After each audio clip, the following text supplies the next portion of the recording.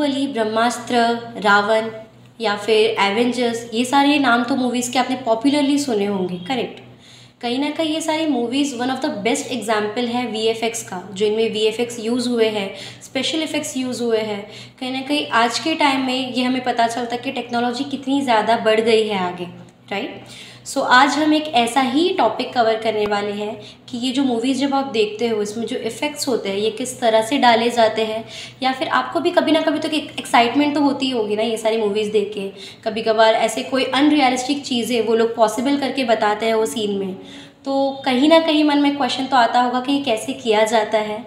सो जय हिंद everyone, this is Simran Syed, a certified career counsellor. Edu Cross Road की इस क्रॉस रोड सीरीज़ में मैं एक बार आपका फिर से स्वागत करती हूँ। तो चलिए शुरू करते हैं। आज हम बात करने वाले हैं कि वीएफएक्स एज अ करियर क्या होता है, इसके स्कोप्स क्या है, एंड आप वीएफएक्स के आर्टिस्ट कैसे बन सकते हो।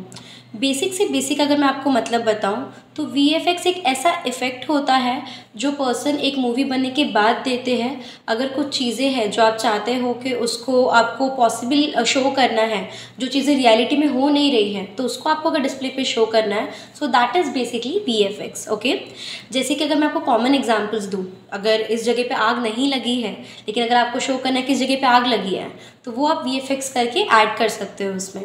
आपने बहुत सारी मूवीज़ में ऐसे देखा होगा, बहुत सारे हॉर्सेस भाग रहे होते हैं, लेकिन अगर आप रियलिटी में देखोगे वहाँ पे शायद कोई 3 to 4 डमी हॉर्सेस होते हैं, बट उसको इस तरह से इफ़ेक्ट्स दिए जाते हैं कि आपको उसमें मूवमेंट भी दिखता है एंड उसका जो नंबर है वो भी बढ़ जाता है।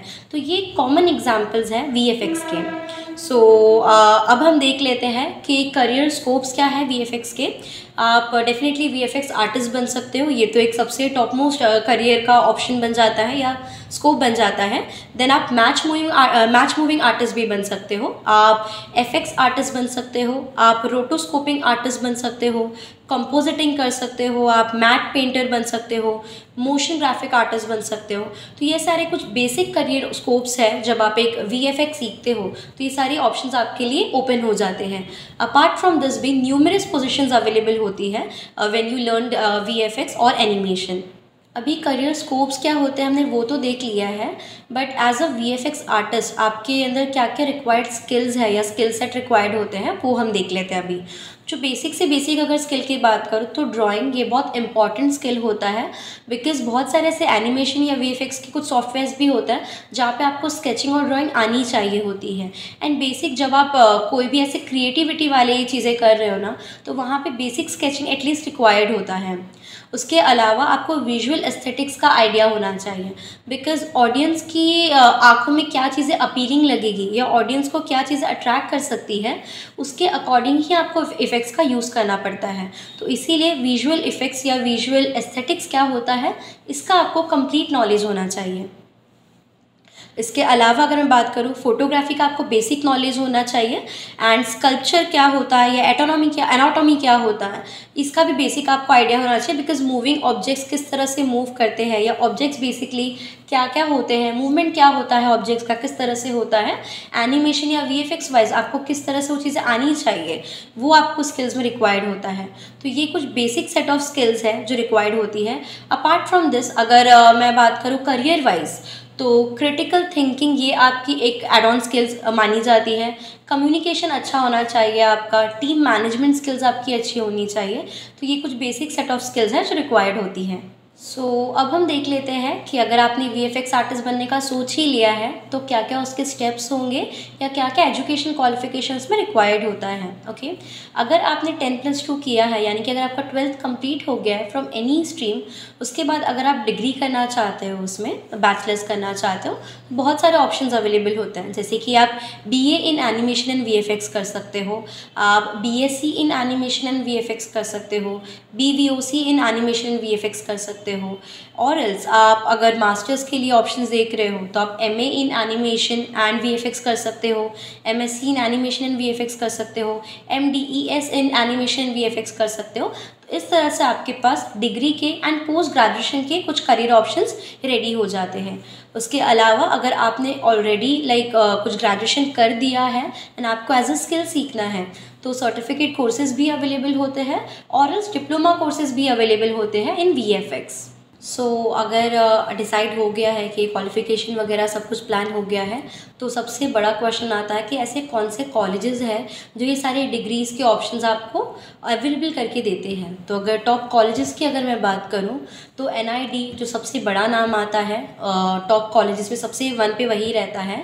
इसके अलावा मुंबई यूनिवर्सिटी में भी कई कई ऐसे कोर्सेज़ अवेलेबल हैं।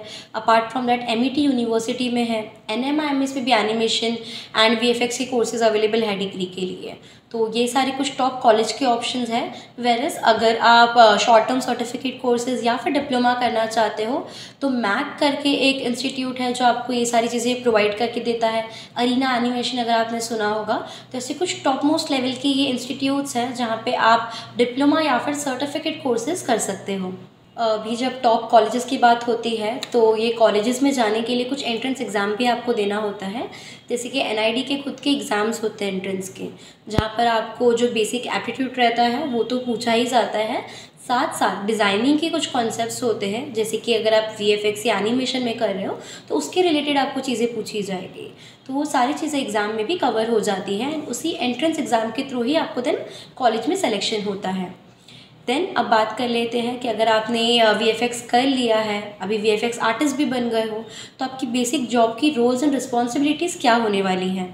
फर्स्टली आपको डिज़ाइन करना होता है, स्पेशल इफ़ेक्ट्स देने होते हैं। देन आपको डेडलाइंस जो दी गई है, बिकॉज हर एक चीज़ की डेडलाइन होती है प्रॉपर्ली, राइट। तो आपको डेडलाइन को मीट करके वो टाइमली आपको सारे प्रोजेक्ट्स वगैरह कंप्लीट करने होते हैं।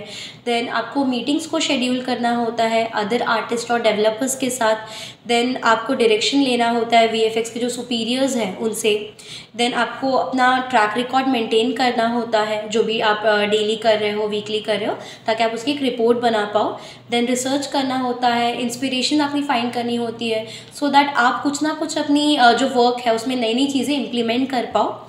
एंड अदरवाइज़ आप इंडिपेंडेंटली आप कैसे वर्क कर रहे हो अपनी डिज़ाइंस पे, प्रोग्राम्स पे, ये सारी चीज़ें आपकी रोल्स एंड रिस्पॉन्सिबिलिटीज़ में आ जाती है। टॉप रिक्रूटर्स की अगर बात करते हैं कि कौन सी ऐसी कुछ बड़ी बड़ी लेवल की कंपनीज़ होती है जो VFX आर्टिस्ट को बल्क में रिक्रूट करती हैं, तो सबसे बड़ा नाम आ जाता है रेड चिलीज़ का। ये भी एक टॉप मोस्ट लेवल की कंपनी है जो रिक्रूटमेंट करती है। मैक है, देन मकूटा VFX है एंड प्राइम फोकस लिमिटेड है। तो ये सारी कुछ ऐसी टॉप रिक्रूटर्स में आ जाती है कंपनी।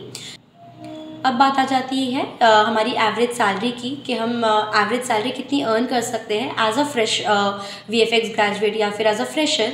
तो 25 to 30,000 आप एक्सपेक्ट कर सकते हो आपकी monthly salary as a VFX artist.